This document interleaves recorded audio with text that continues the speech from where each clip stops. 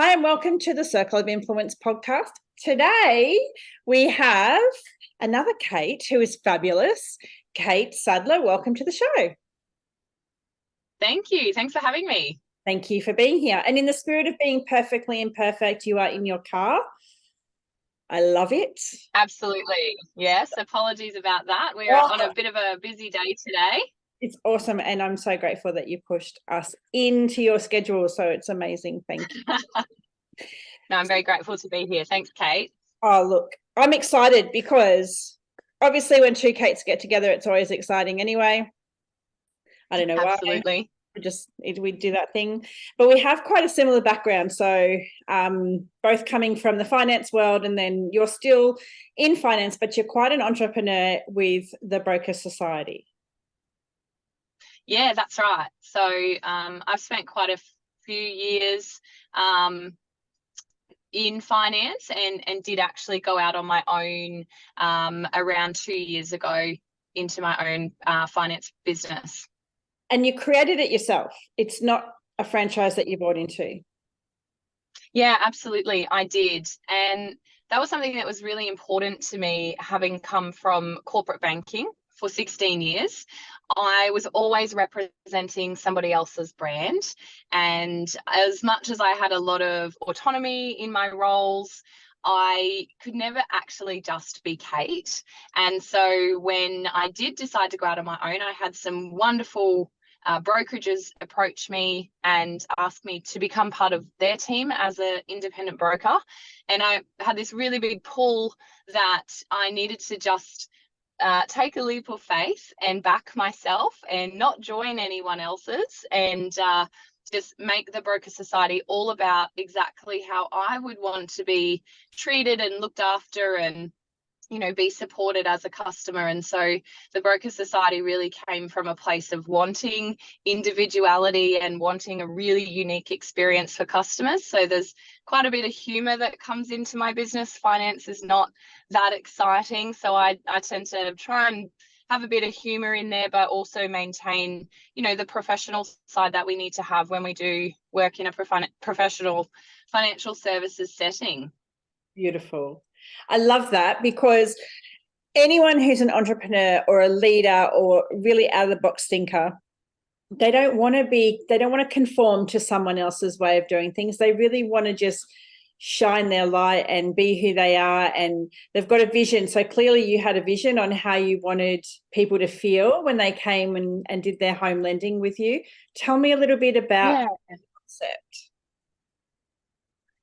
So the concept really came to me because when we do work in the bank, we generally specialize in our roles within the bank. So I, for the last 10 years of my career, was in commercial banking, and I would have these wonderful commercial, intelligent business clients, and I couldn't do their home loan. I could only do their commercial loan. Or when I was in the home loan side of things, I had these great home loan customers that I couldn't help them grow into their businesses. And so that was really constricting for me, that I'd had experience in both sides of finance world, and I could never be that one point of contact for my clients from start to finish. And when that happens, it becomes quite disjointed when there's multiple people dealing with and looking after.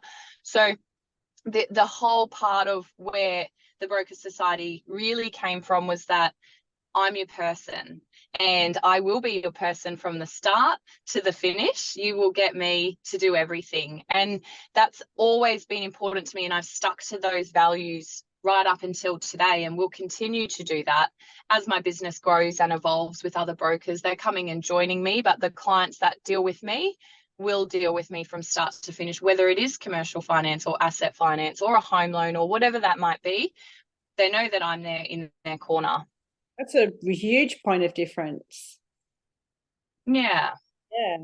And that's true, because when you're in finance and you have that, it's a very a trusted position where people really do, they want your advice, they want you to hold their hand, they want you to be in their corner, and sometimes you just can't if they're doing something a little bit different. So go you. Absolutely. Yeah, thanks. I bet a lot of people followed you. I did have quite a few customers follow me, which was absolutely lovely. And I've had customers from years ago reach out and start to join me along their journey or their finance journey. But mostly I've had, so the clients that did come with me, they then send me their staff, their friends, their family. So it's become a very diverse group of customers that I look after, and I couldn't really pick one type of client, but it's all through referral based. So someone told somebody else about me and they have come to see me because of that. And I love that model. I don't do any paid advertising in my business because I find the best relationships that I grow with people. I mean, I'm literally digging into people's bank statements. I know everything about them. So the best relationships that I'm growing with people starts from somebody else who they trust saying, hey, give Kate a call. When you're going through people's bank accounts, you know what they had literally for lunch the day before. So, yeah. Absolutely. And look, we're not here to judge, right? Finance is a pretty compliance-driven industry, and we're not here to judge anybody for the transactional decisions that they make or the decisions they make in their life. So it's water off a duck's back. But we have to be compliant so that we can continue to operate in this industry. And so we just do what we need to do, and we judge nothing. Absolutely the best way to be, because you need to have that relationship with them. They need to be able to, and I think you do that really well. I was speaking with another entrepreneur earlier today, and we're talking a lot about social media and the presence on social media, and you do that very well, very, very well. Like you really do the process of the broker society and where you are, and you seem to pop up everywhere, and you've got a lot of contacts. I'm very, very lucky to be surrounded by some very incredible business owners and other entrepreneurs that back my business as much as I back theirs. So that plays a really big part in it. And the social media piece is probably my least favorite part of what I do. I want to be in front of my customers. I want to be writing credit papers and speaking to lenders and finding solutions to problems. But right now we live in a day and age where if somebody cannot look you up online, they're probably not going to come and give you a call. So there has to be a little piece of social media, even in something as not so exciting as finance, where somebody can actually go and find me and have a look at my personality and say, yeah, this is what we need and the person that we want to support us through our journey. So the social media part is it's fun. Like I create a bit of content, but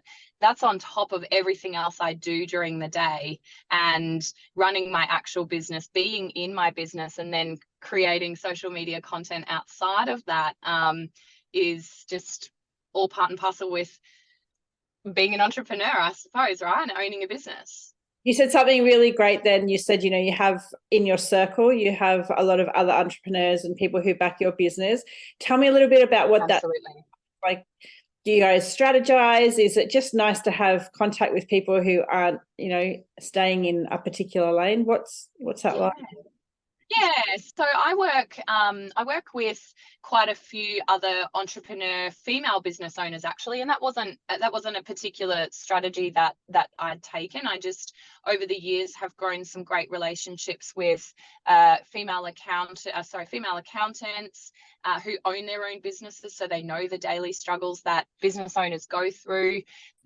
Some conveyancers, some insurance brokers, financial planners, a whole group of women, and I also do work a lot with men in these advisory roles as well. But a lot of the time I find that my customer comes to me for finance, and then they have all these other needs that I can't fulfill for them.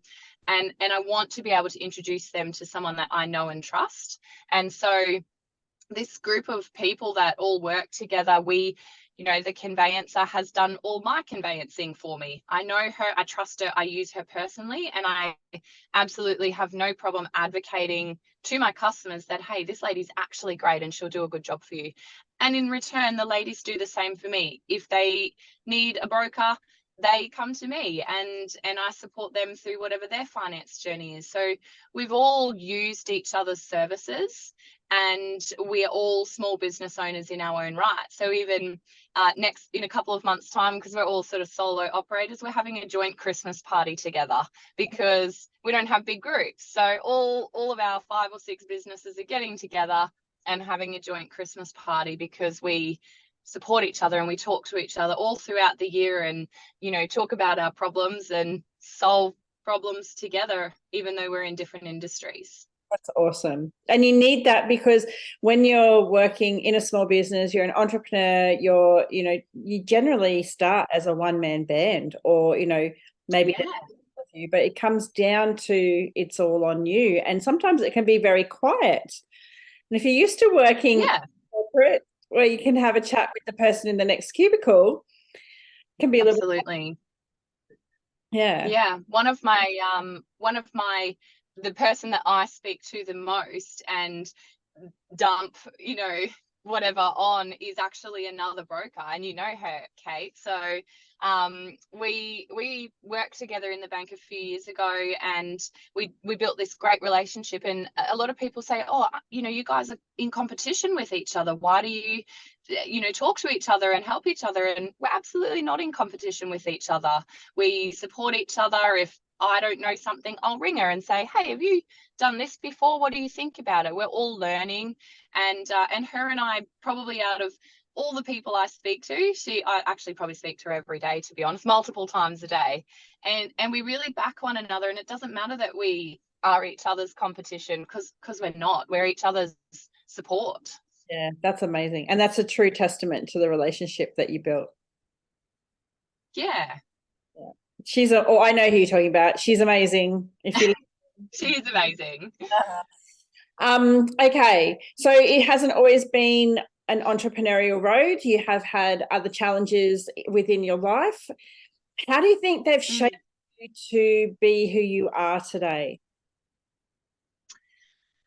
I think growing up in the family situation that I did grow up in, and with no disrespect to anyone else that plays a part in this story, but I didn't have the best childhood, unfortunately, and I have some wonderful people around me, and my stepdad and my dad as well, who have always been there and been so supportive of me. But outside of that, my childhood was extremely hard.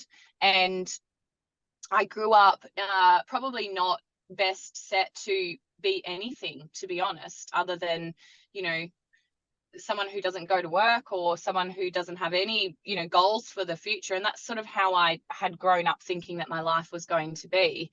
And there were some times where, growing up, I didn't have a place to live, and I didn't have, money to even get my lunch or buy things that I needed just to get through the day. And so it was really hard for me. So my relationship with money growing up was that of do what you can to get by. And I decided very early on, I was about 14, that it's not the life I wanted to live. We were living in a town where drugs were pretty rampant, and unfortunately were part of our family. And I just didn't want to grow up like that and have that to be my future. And so I left and lived with my dad for a while, and my grandparents, and some other people in my life. And I got a job when I was about 14 or 15 and had money for the first time in my life. And I was made to pay board, and I was made to do all those things. But I think for me, that time where I didn't have a home for periods of time probably really shaped that I never wanted to live like that again. And I was a kid, I couldn't control the situation, but I never ever wanted to be like that. So I saved my money from my job, and eventually I got a job in the bank at 17, and I was casual, and I was still at school, and I was supposed to be going away on schoolies.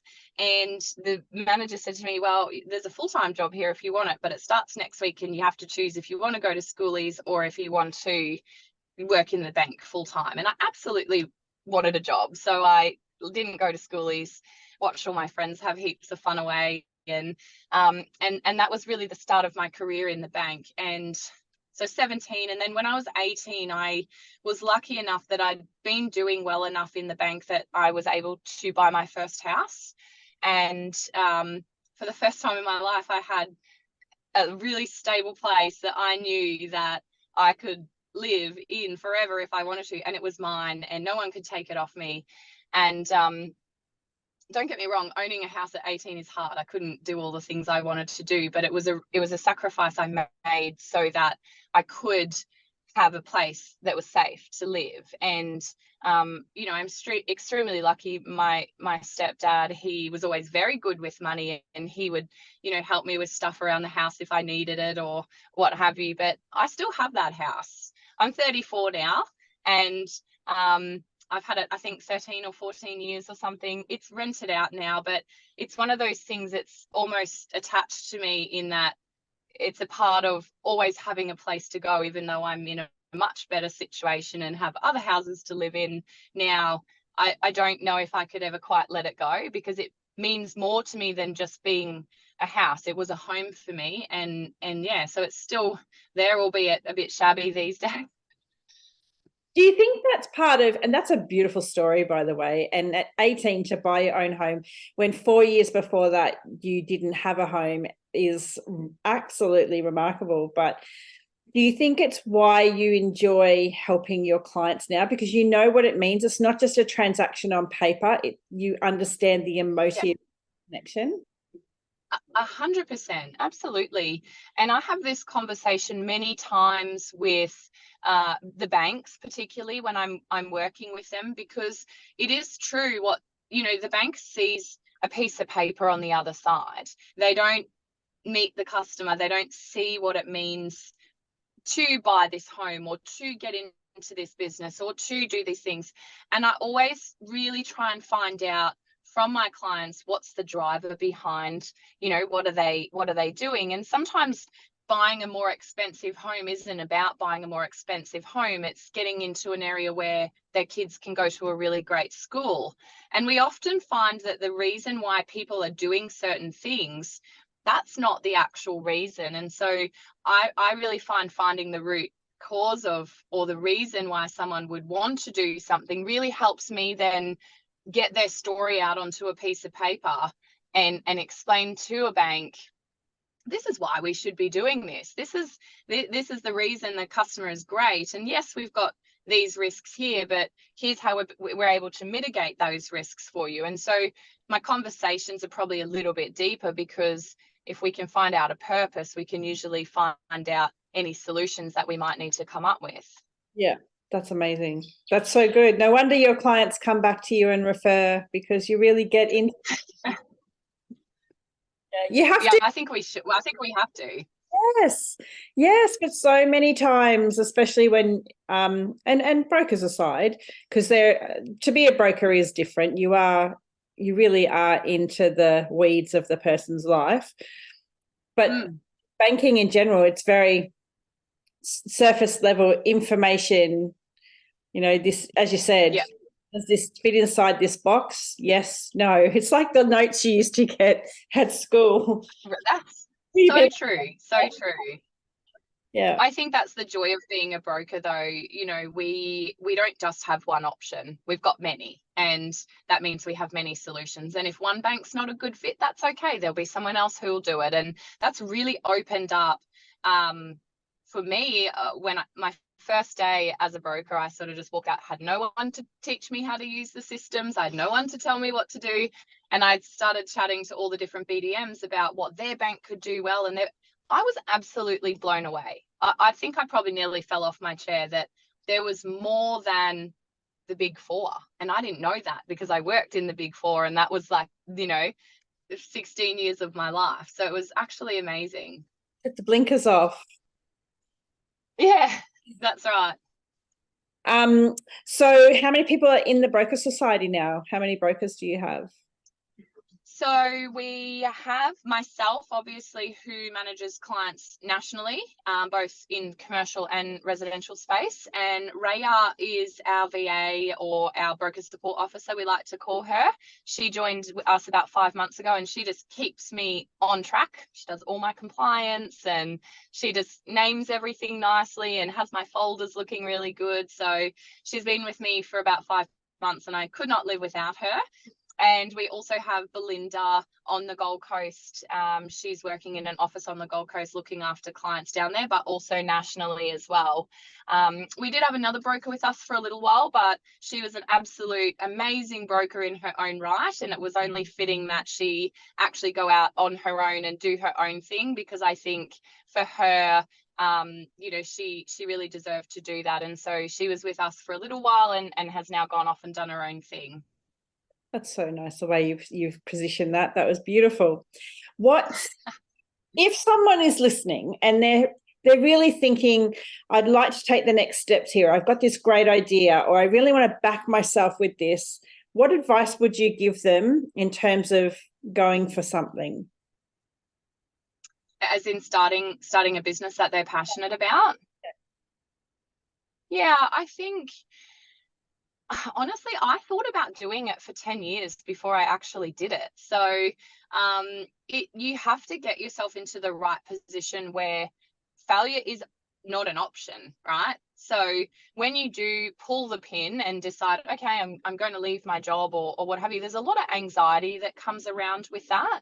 And so there's a lot of things that can go wrong with owning your own business, but not if you mitigate those risks. So I'm a big believer in engaging the right people from day one. That means I pay an amazing accountant to set me up correctly in the right tax structure and the right setup from day one, get me set up for my GST and all the stuff that I needed to have my statutory obligations correct, because that's a really big part of starting a business, and really surrounding myself with all the people that I need to be successful, growing relationships with those people. So in my case, it's BDMs from banks, or it's my aggregator partners and partnership managers. It's really just pulling your circle right in and knowing, who do I need to be successful, but not taking everything as well. What can I give back to those people that are doing for me as well? We work in a bit of a world where some things can be take, and we absolutely need to think about, what am I giving back here? And if you can identify in yourself and in the product or the service that you're offering, what am I giving back instead of how much money can I make? And look, don't get me wrong, we need money to survive, and I'm an advocate of making money, right?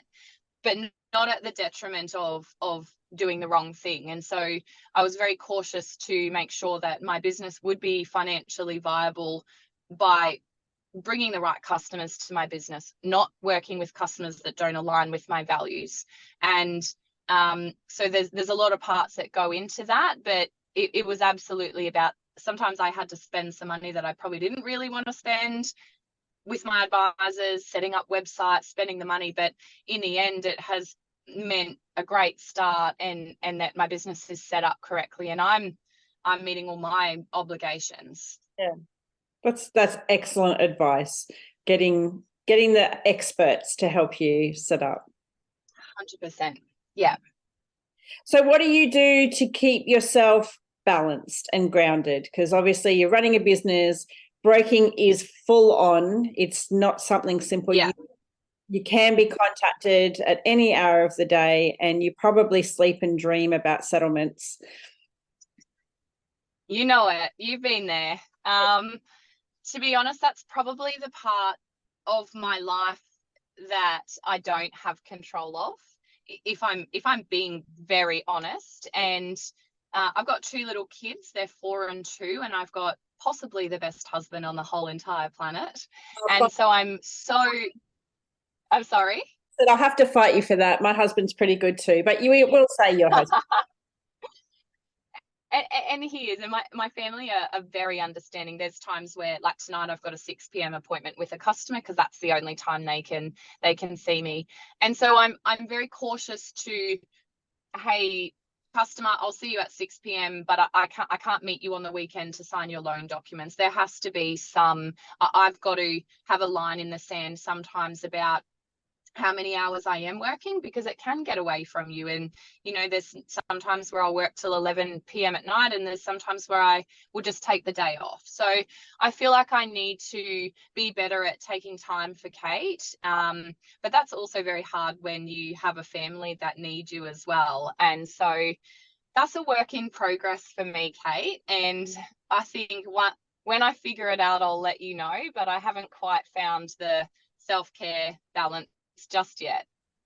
Are you constantly thinking about what's next? Are you wanting to grow this business, or are you really comfortable with this where you're at? Yeah, look, I am comfortable with where it's at. I have had a few potential people wanting to move into broking reach out to me and wanting to join our brand because they love what we do and they want to be a part of that. So I think if anything were to happen, it would be, sorry,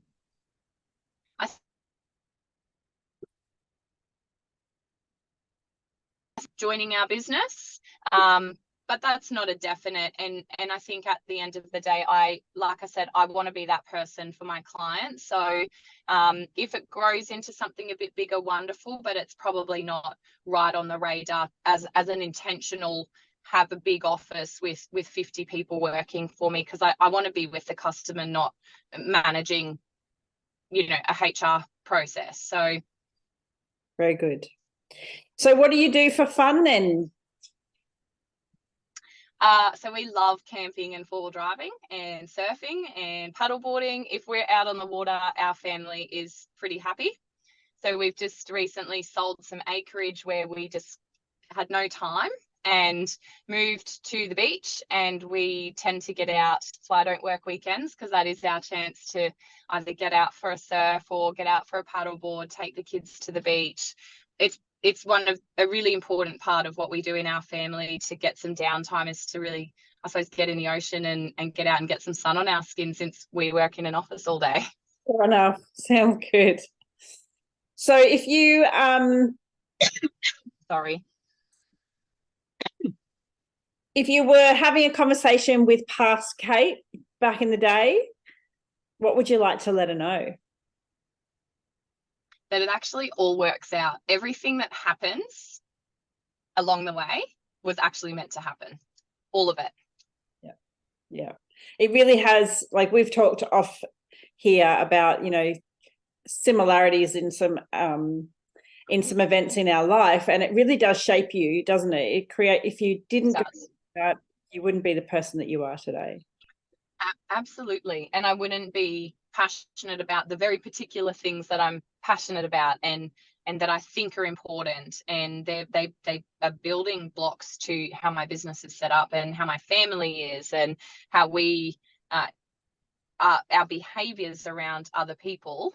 That's really, I've been very cautious of maybe the personality traits that I used to have when I was younger, and done a lot of work around trying to be a better person in everyday life. So I felt that since I had put a really big emphasis on how I am and the type of person that I am, I've got all these wonderful people come into my life, friends, customers, people that I meet along the way. And I think I probably wouldn't have got to know you if I was still that, younger, selfish girl that only thought about, myself. So I look at that and think all of the outcomes and the people that I now have in my life, especially my husband, that they wouldn't be in my life if I hadn't, made some behavioral changes.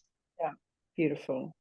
Well, I love watching what you've been doing, and I know it's only going to get even better from here, because you just really, you live and breathe what you show and say that you're going to do. Like, you're so authentic and you're so real. It's clear why people follow you and come to you and refer you. So thank you for being here today. I really. Kate.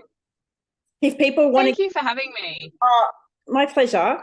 If people want to get in contact with you, what's the best way? I'll pop it in the show notes as well. Oh, thank you. They can give me a call, or I also have a calendar link, which is open. So they can click on my calendar link and book a discovery call with me. It's complimentary. They'll get access to my calendar and they can pick a time that suits them that is not on a Saturday or a Sunday. Fantastic. I love those boundaries. Well, thanks again for being here. And again, loving watching what you're doing. And I know you're only going to go up from here. Thank you, Kate. It's been a pleasure.